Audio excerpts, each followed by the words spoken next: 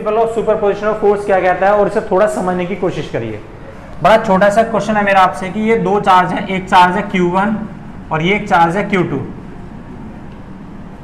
Q1 Q2 पर इस direction में एक फोर्स लगाता है, दिस इज A और दिस इज B।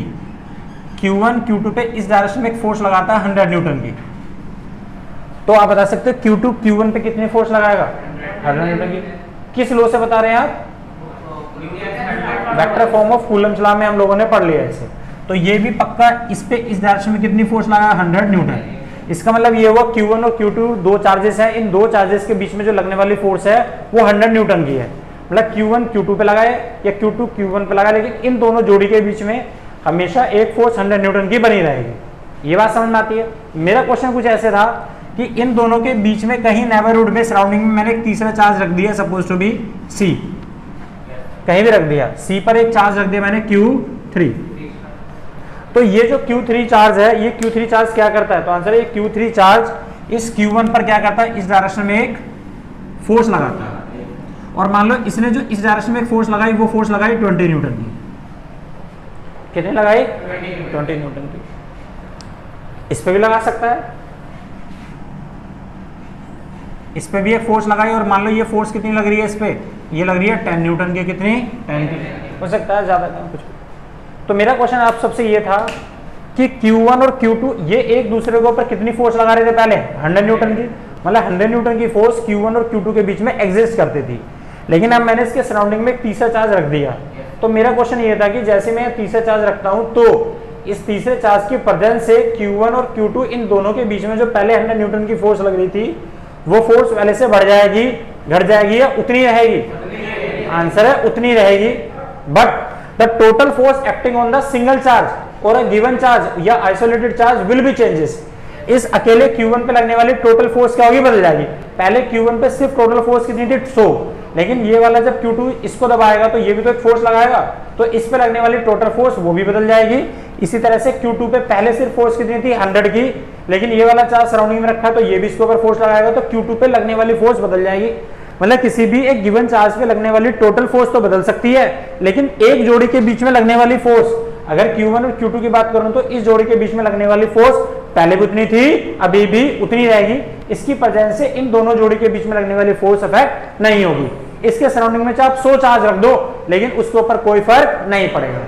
लेकिन इस अकेले चार्ज पर लगने वाली जो टोटल फोर्स है वो फोर्स कितनी होगी? तो आंसर है जितनी भी फोर्स इस वाले चार्ज पार्टिकल पर लग रही है उन सबके वेक्टर सम के इक्वल होगी। अगर ये वाले चार्ज पे एक फोर्स F1 लग रही है, एक F2 लग रही है, F3 F4 दुनिया भर के सराउंडिंग में चार्ज है, सब दबाएंगे इसको, तो जो सब दबाएंगे तो इस अकेले चार्ज पे लगने वाली टोटल फोर्स क्या होगी? जितनी भी फोर्स इस चार्ज पार्टिकल पे लग रही है उन सबका वेक्टर सम कर देंगे, उस फोर्स के इक्वल होगा।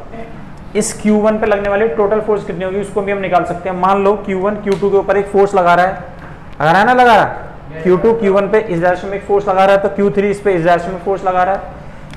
Q2 ने Q1 पे फोर्स 100 न्यूटन की लगाई इस डायरेक्शन में, और Q3 ने Q1 पे फोर्स कितनी लगाई? 20 न्यूटन की डायरेक्शन में, और इन दोनों के बीच में जो एंगल है वो है 30 डिग्री का। कितना है? 30। तो इन दोनों इस वाले चार्ज पार्टिकल पे लगने वाली टोटल फोर्स कितनी है? तो पैरेललोग्राम लॉ से निकाल लेंगे भाई। तो एक फोर्स इधर लग रही है, एक फोर्स इधर लग रही है। अगर मैं यहाँ पर पैरेललोग्राम ड्रॉ करूँ तो इन दोनों के बीच में जो लगने वाली फोर्स होगी वो फोर्स कितनी होगी? ये इसकी रिजल्टेंट फोर्स होगी। ये फोर्स किस पे निकल जाएगी? फोर्स एक्टिंग ऑन ए। और ये फोर्स होगी कितनी? हमें पता है पैरेललोग्राम का लॉ। तो पैरेललोग्राम का जो लॉ है वो क्या है? तो force acting on A is equal to under root में कितना? ए स्क्वायर 20 का स्क्वायर प्लस बी स्क्वायर 100 का स्क्वायर प्लस 220 इंटू 100 2ab कोस 30। सोल्व कर लेंगे तो वो फोर्स किस पे आ गई? ए पे आ गई। ए पे लगने वाली टोटल फोर्स ये है, ये इसकी रिजल्टेंट फोर्स है। इस तरह से इस पे निकालना हो, मान लो ये इसको इधर 100 से दबाता है, ये इसको इधर दबाता है कितने से? 10 न्यूटन से, और इनके बीच में एंगल कितना है? 60। तो इनके बीच में क्या करो? पैरेललोग्राम ड्रॉ कर लो ऐसा।